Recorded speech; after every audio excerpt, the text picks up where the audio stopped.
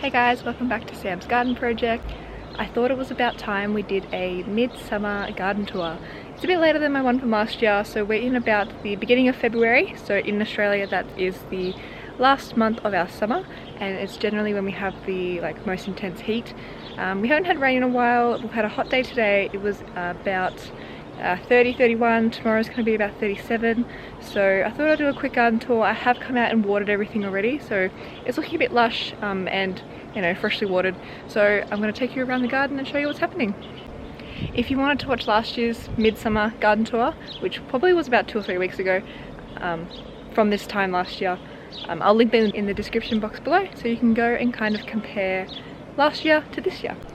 So it's been a while since my last video. A lot of things have changed. I'll give you a quick pan of the veggie beds. That's what everything's looking like. And you may notice I've got some festoon solar lights up as well. I hinted at this in my last video. These were a Christmas gift from my partner, and I'll see if I can get some video later when it's a bit darker when they turn on. It just adds such a magical touch to the garden and I'm in love with them. Let's get into the garden tour. Alright, starting down here, my sunflowers have been and gone. Some are still flowering. There's one there, it's not focusing, but I'm letting these all kind of dry out a little bit, and I'm gonna see if I can keep those seeds and reuse them, or even just feed them to the chickens. In this bed here we had the bigger tomatoes. I can't remember the varieties, but I'm sure if I look back on another video we'll be able to see. We've got a pear-shaped tomato. I've harvested a lot of these yesterday. I'll put the picture in just on top of my harvest I did yesterday. So these are coming along nicely. A bit of bug damage, that's okay. So kind of like the pear tomatoes down this end, more of a beefsteak variety down that end. We'll come back around. Here we've got my little cherry tomatoes. That one's ready to harvest. A few others that have ripened overnight and in the heat of today. So we've got cherry tomatoes. My orange tree is watering. It's not really flowering, or it's just starting to flower now.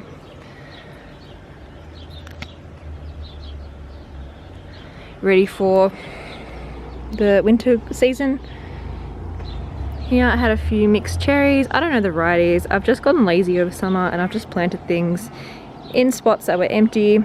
I don't know what they are, but they're a chili of some sort. There's some fruit on them. So there's some fruit on them. Some little chilies. Maybe these are jalapenos. No, they're definitely a chili. I'm not sure the variety. Basil's looking lush. I need to come and harvest that. I've made a big batch of pesto not too long ago, so I put them in the freezer in some freezer containers. And these are the beefsteak tomatoes.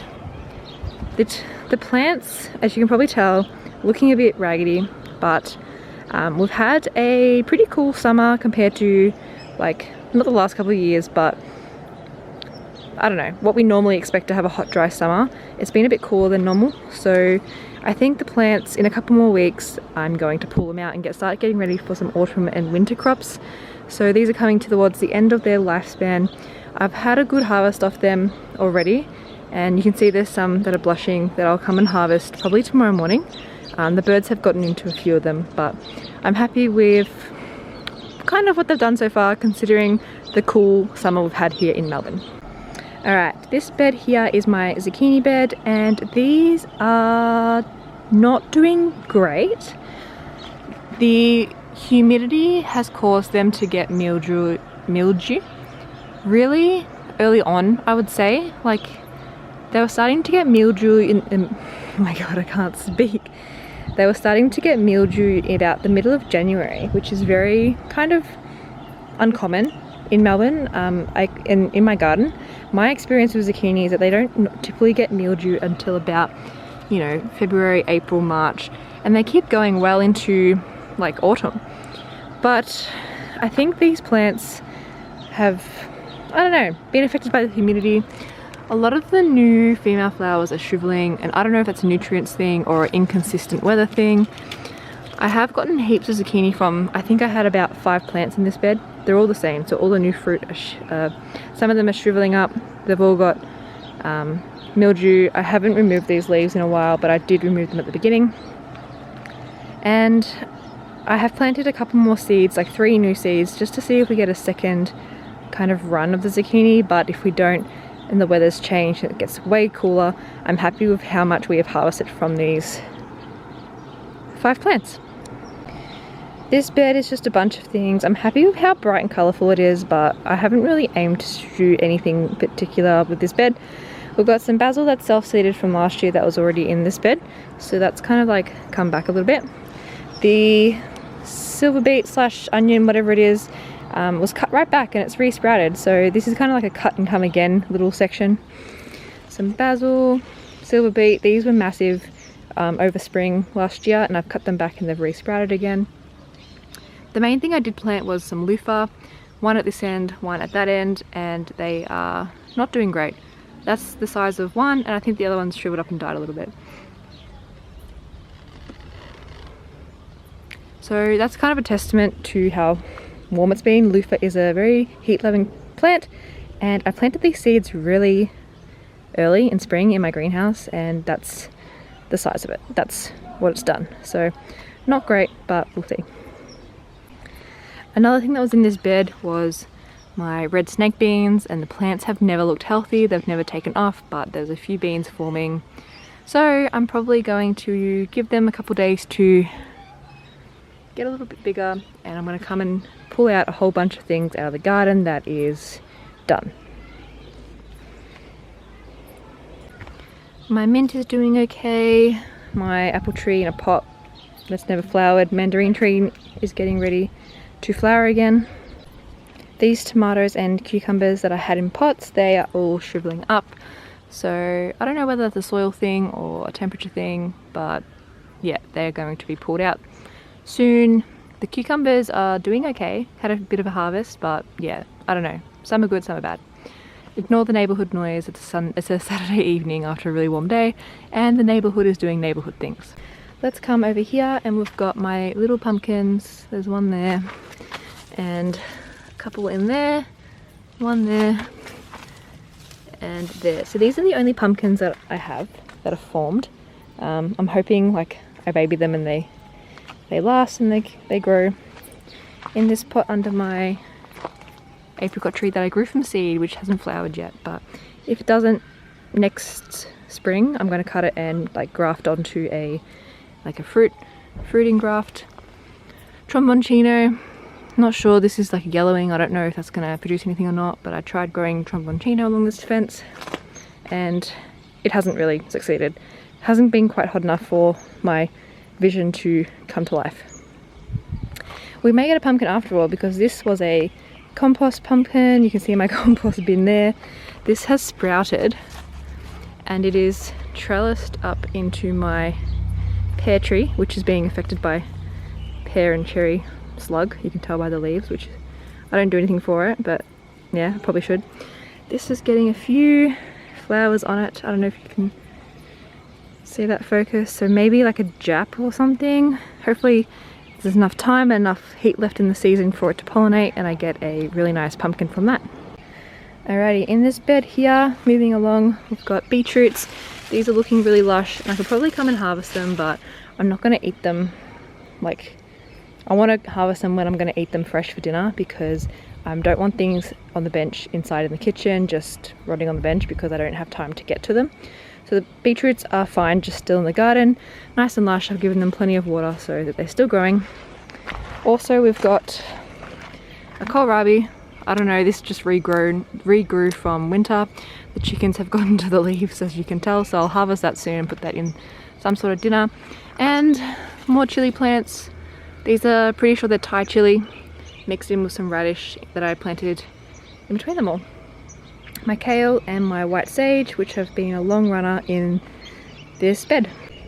My bean bed. So I thought these were actually looking pretty bad, but they just keep flowering. So like I came out I think last week and harvested a handful. These ones are like perfect size, and there's quite a few scattered throughout here. Even though the leaves don't look too great, There's plenty of fruit, and you can see that it's even still flowering. Plenty of flowers still popping up on them. So I'll just let them be. I have planted another succession of beans in my greenhouse, so maybe for like a late autumn harvest, but so far these ones are doing fine. So my asparagus has kind of like gone. I'm just letting this go so that it can photosynthesize, put all this energy back in its roots, and ready to send out spears for next spring. I did get a bit of string and tie it all together so it would not block off the pathway, but doesn't seem to have done a good job of that. Quickly through here, I've got the plum tree, which will need to be pruned, and some bologna beans, which are dried, and I can come and harvest them as well. First time growing them this season, and it's always fun growing something that you haven't grown before. Alrighty, my silver beet is still going nuts. I don't use too much of it in summer. Maybe I add a little bit into salads to substitute greens, but most of the time it just gets given to the chickens. So when a leaf has like some spider mite damage or insect damage or whatever it may be, I usually just rip it off and feed it to the chickens, and they appreciate the greens. So yeah, that is silver beet. In the back here, got the quince tree, which is also being affected by pear and cherry slug, which from the pear tree. So these all need a big prune soon. I'm going to do the stone fruits, all the peaches. I'm going to do their summer prune maybe this week sometime. I'm just going to revise over what to do for a summer prune.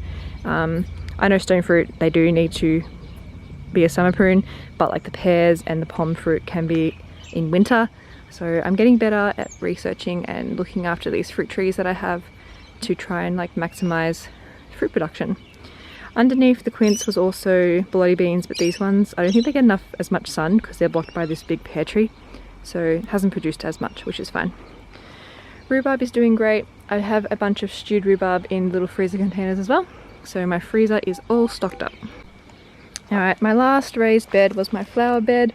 And this is from one side. It's pretty much done. Like its peak flower production is done, and now it's looking like a bit of a ratty mess. I am going to come and pull out a lot of it this week. I'm hoping this week I'll be able to get some time in the garden. I've just started working for the year, so I try to balance work-life balance and gardening as well as, growing season and everything else. But this is what it's looking like. Chickens are doing okay. They're getting a bit older now, so they're not laying one a day as I would like, but that's okay. They get to free range the garden, keep bugs under control, and yeah, they're living their best lives. Got the lemon tree, as you can see all those little yellow dots. Lemons are still on there. I keep saying every video I need to come out and harvest all the lemons, but I just haven't, and then they ripe and they're falling on the ground, and I just pick up one off the ground when I need them.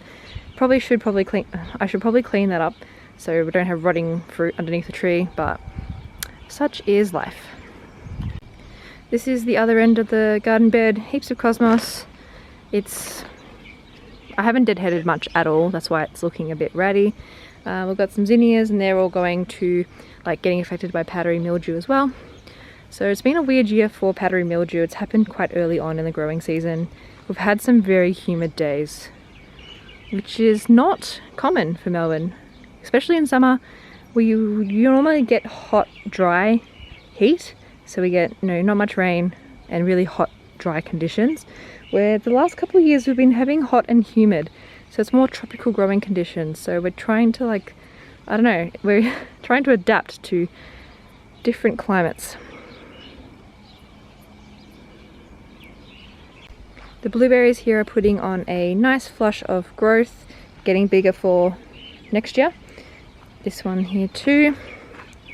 I harvested quite a few blueberries this year off these plants. I think they were only about, this one was newer because the original one had died, so I think that's only been in there for about a year. And then the blueberry plant in this pot was probably about 2 years, I think, so it's about a year older than the other one, but I got a lot of fruit off both of them this year, and I'm hoping for even more next year. Beautiful lush new growth. Just over here on my passion fruit vine, that's over the tank, one of the water tanks. Passion fruits are starting to turn purple and get a little bit of colour in them. I've harvested a couple, but they're still taking a little while. This side doesn't get too much sun, but there's still a bit of fruit on there ready to ripen, so I'll make sure to keep an eye on them and pick them when they are ripe. In the greenhouse, I literally seeded a tray of seeds yesterday because the ones that I did do a few weeks ago, they all died because I got left out in the sun when I was too busy and it was probably too warm in the sun. I don't know what that is. I don't think I don't know. I don't think they would have popped up overnight, but it was warm today, so maybe. A whole bunch of like beans, lettuces. I did a couple of rows of onions at the back, so I'm getting my kind of winter seeds organized. So I'm not going to do brassicas, cauliflower, broccoli, all that kind of stuff for probably another 2 weeks. I just feel like we're in February, we're just starting to get heat now. I don't think starting brassica seedlings in the heat of, in the middle of summer is a good idea. So I'm giving it a couple more weeks. We'll see what the weather does, and then I'll start my winter seeds. I'm in no rush. We're gonna have a very long autumn, I think. We're gonna have kind of like middle average temperatures for a couple months. So yeah, I've got a second round of like lettuces, beans, sunflowers, spring onions, a few herbs like oregano and sweet marjoram, and I've started my onions as well. Alright, so thank you for joining me on this midsummer garden tour in Melbourne, Australia. It's been, as I've said before, it's been a weird summer season. We're just getting some warm weather now. For me, I'd say warm is like around 30 and above. We've had some beautiful days in the mid-20s in Celsius terms, Celsius degrees. But, my garden has still produced heaps and I've learnt a lot. I haven't done a video yet on reflecting on 2023. A bird just flew over my head. And what my goals are for this year, 2024. So I might do that soon. I know it's a bit late, we're in February, but life happens. So I'll do a video on that. That'll come out, I don't know, eventually, whenever it comes out. And I'll also put some overlay of little snippets I've taken of my harvests in the garden that I haven't filmed, so stuff I've already harvested out of the garden. And also a video of my lights when they turn on. Rudbeckia are like my new favourite flower. These aren't in the best condition, but they're stunning. I love them. So beautiful. Alright, so thanks for watching if you've made it this far. I hope you've enjoyed my midsummer garden tour, and if you like this video, please like and subscribe to my channel. I'm still growing it and I really appreciate any effort you put into my channel. Really appreciated. If you want to see some more gardening stuff from my garden, I have an Instagram page as well. It's sams.gardenproject, and I'll link it in the description box as well. So thanks for watching and I'll see you next time. Bye guys! I forgot to mention that I also harvested all the apples off my apple tree. They were just getting minced by the birds, so I need to use these ones up. Thank you, Alice. Hello! Hello! Just getting minced by the birds. So they're not quite ripe, but I'll be able to do something with them, like dehydrate them or stew them instead of just losing them all completely. We've got some eggs, we've got zucchini. I harvested about 5 zucchinis yesterday. I think this one was pollinated with a pumpkin. It's looking very like butternut pumpkin-y. Anyway, I gave most of them away to my friends because I've got way too many zucchinis in the fridge. Over here is a bit more of a collection. Zucchini I harvested yesterday, all the tomatoes I harvested yesterday. So a variety of like, I don't know, Roma, cherry, and some bigger ones at the bottom. These ones have been harvested over the last week or so. Another one out of the garden, they've just been ripening. So I need to make some sauce or something with them and preserve them up. Some beans, which I left too long on the bench and they're starting to shrivel, so I'll use them for seed. Spearmint, I think that's spearmint. This is basil, so it's all dried up on the bench.